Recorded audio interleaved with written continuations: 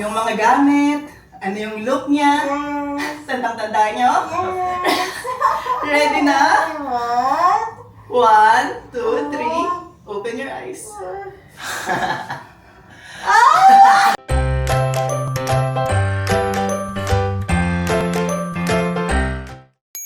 Hi, this is Elle and welcome sa isa na namang makeover. Ang imi-makeover natin is itong studio unit na to and ang owner is si Dr. Army and yung son niya na si Luis. Hello!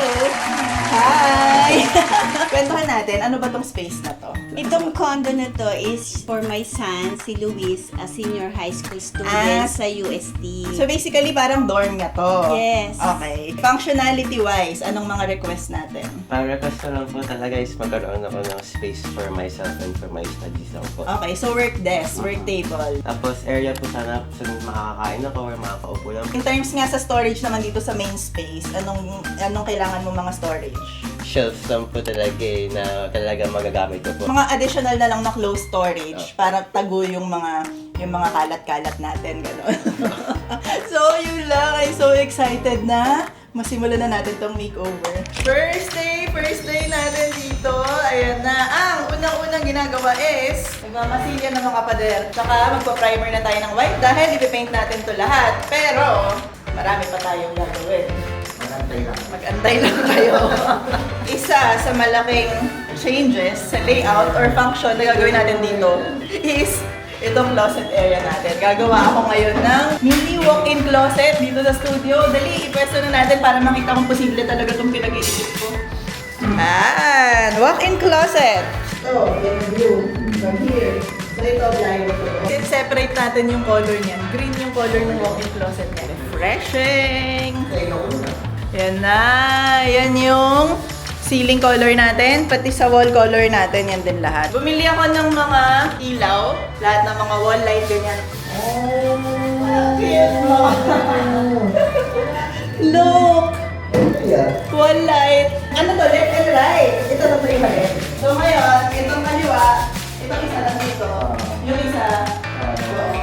So in terms naman sa look, ikaw titira, anong look ang gusto mo? Gusto ko po ng cozy, warm, tsaka parang minimalist casual vibe lang po. Na pag uwi ko po, makakapag-relax po agad or makapag-aral po ako sa isang maliit na space. Gusto ko yung senior high pa lang siya, alam na niya yung yung gusto niya. Parang ako nung ganong edad ko, anong gusto mo? Hindi ko alam, wala.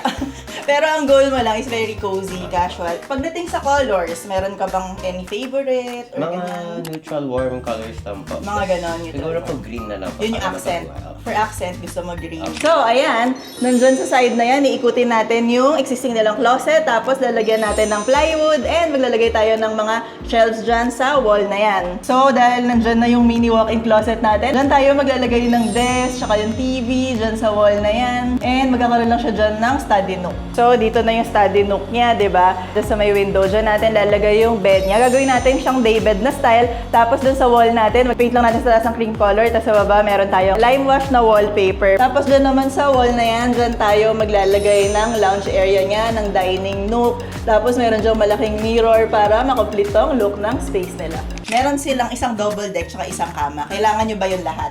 Hindi naman. Basically, siya lang ang talagang nandito, tapos dumadalaw lang Okay. kami. Sa kitchen, Kitchen, anong oo. gagawin natin? Ma-organize sana kasi lahat nakakadkad, nahihilo ako. Dami-dami nang nangyayari. Ayun, ang busy-busy nila, oh. Hindi nila ako pinapansin, no? Ayan, no? Ayan, no? Ang cute na niya. Ito na yung ini-imagine natin. Ito yung magulong version ng ini-imagine natin. Lime wash wallpaper, this one. Tsaka this one. Tapos yan, naka-wallpaper na rin. Then, yung sa kitchen. Ayun na yung sticker tiles. Ilaw. Ano? Ay, dali, on nyo, dali. Wala rin. On. Ayun na siya. Ang ganda. Dali, yan na, ganyan. Ganyan lang. Akala ko tutugtong ako eh. Yan. Konti pantas. Parang ikaw paano? Ayan na siya. Tapos stain lang natin to para mag-match siya dito sa mga wallpaper natin. Pero ang cute. Ang cute! Shalo, ang cute! Ito yung ating walk-in. Siyempre, papasok ako dito. Walk-in to eh. Ito kabila natin. Ay, wait! Shoe storage. Ang tangkad mo naman. Ibig sabihin, may allowance. May allowance. Tapos, in terms naman kung kunwari, meron tayo mga konting artwork or ganyan, meron ka bang like images, ano yung gusto mong i-display doon? Pwede po yung mga nature posters lang po gano'n. So anything na bagay sa cozy vibes, ganon. Nature, cozy. Ikaw, wala na? Babayaran ko na lang. Diba? So, speaking of payment, ang budget natin para dito sa makeover na to is 75,000 pesos. Ano bang ma-achieve natin for that budget, for that 75? Last day! Ayan na! So, 12 o'clock. Ang dami pang ganap. Ang dami pang to do. Meron tayo, ayan, konting retouch ng mga ibang pipinturahan. Ito na yung desk natin. Ang nice. Tapos nakikita niyo yung wallpaper with frame. And ayan, yung mga shelf natin sa walk-in closet. Ito na yung mga artwork na pinaprint ko para dito. Saya-saya ko. Tingnan niyo, kinumbine ko tong image na to with clouds, with ganyan, para mukha siyang poster. Kasi gusto niyo ng nature, anything nature eh, oh, di ba? Mas cool na nature vibe. Kamusta? Stress! So, ayun na. Itong buong ano na to, lalagyan natin ng wood sticker din para medyo naka-connection dun sa wall na yan. Yun yung mirror natin napakalaki para dito sa wall na to. Taas na konti. Yan! Stop! Sobrang cute ng hooks na to. Tagal ko na itong gustong bilhin. Tignan natin kung kasya siya sa door nila.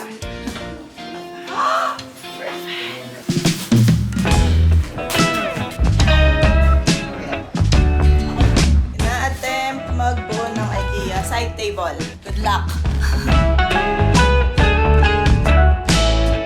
Nabuo na yung kaha. Drawers pa.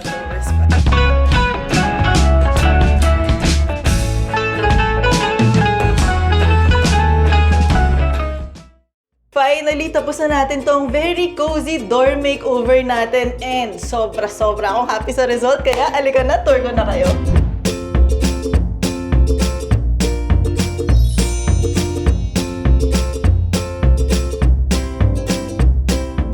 So, pagpasok nyo dito sa door, syempre, gagawin natin ang functional. Lagi naman natin ginagawa yun. Unang-una, naglagay tayo ng hook dito sa may door niyan. And dito naman sa side na to, naglagay tayo ng additional storage for shoes. Dahil sayang ang hallway, dami pa nating pwedeng ilagay dito. So, dito naman sa kitchen natin, ang actually unang request niya is niyang gawing mas functional tong area na to. So, ang unang-una nating nilagay is itong blank space na to na originally for washing machine. Wala naman siyang plano maglagay ng washing machine. So, naglagay lang tayo dito ng shelves para mas marami sila pwedeng malagay. Naglagay rin tayo ng additional shelf dito sa may gilid sa taas. Naglagay tayo ng hook dito para mas functional. And ang isang additional natin dito is itong sticker tiles na to. Ang dali nga ikabit, sticker lang siya pero matigas siya. Tapos napupunasan, tapos visually, di ba? Very nakaka-modern ng space. Sobrang yung nice. Isa sa ginawa ko dito sa unit na to, ang special na ginawa natin, naglagay tayo ng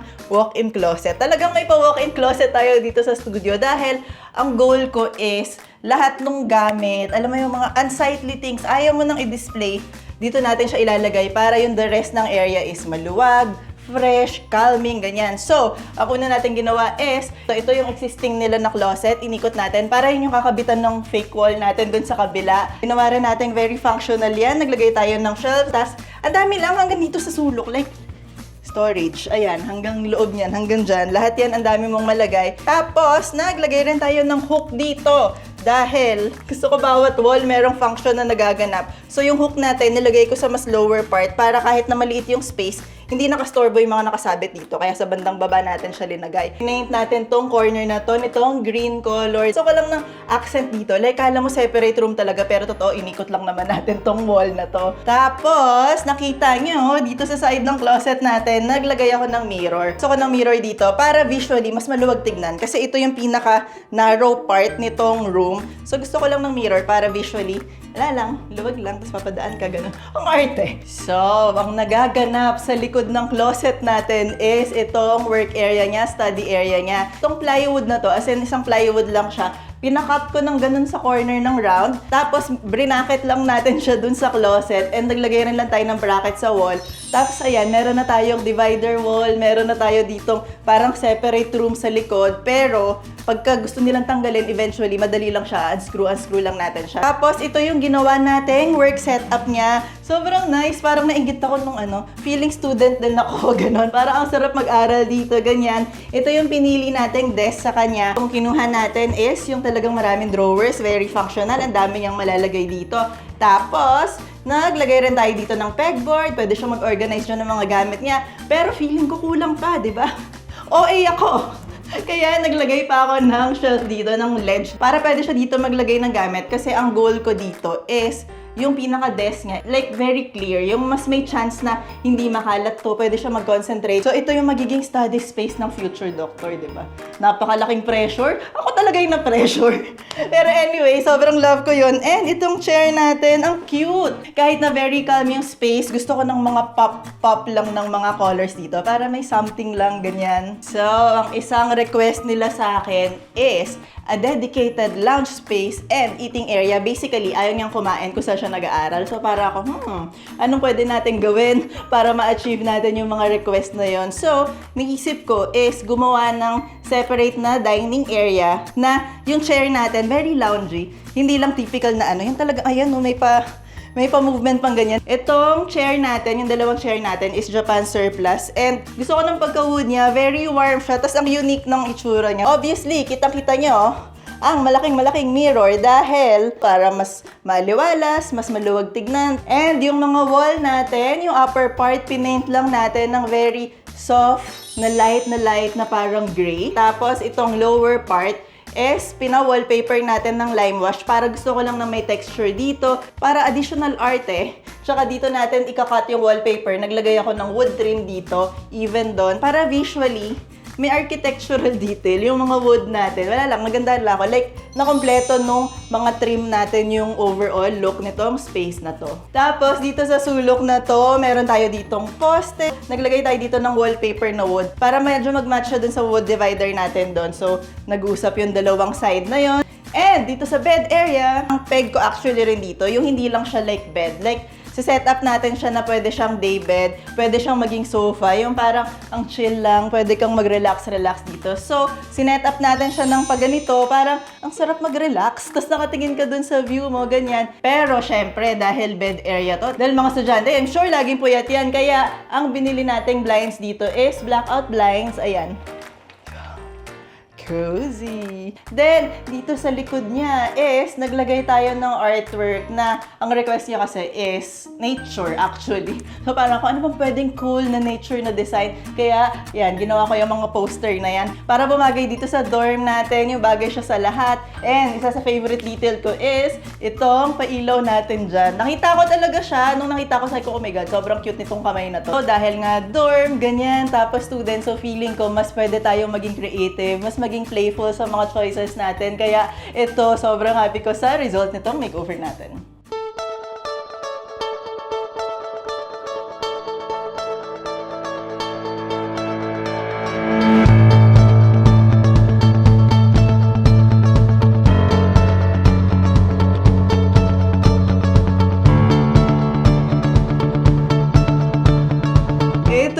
Makeover natin dito sa dorm condo natin, and grabe yung happiness ko sa result nito. Like ko sinasabi yon, pero like nung dinidesign ko pa lang siya, yung pinakita kong design device iPad, ganyan, cute na ako. Tapos sobrang excited ako makita yung result, kung paano natin ma-realize, kung ano yung mga ini-imagine natin, and ito na siya.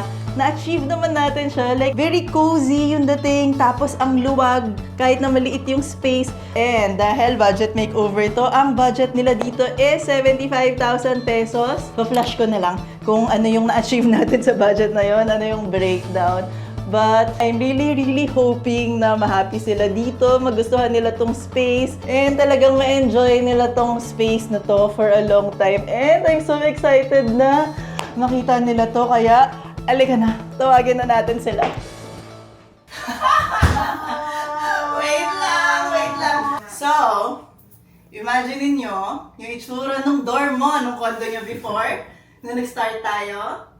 Yung mga gamit, ano yung look niya, tandang-tanda nyo. Ready na? 1, 2, 3, open your eyes.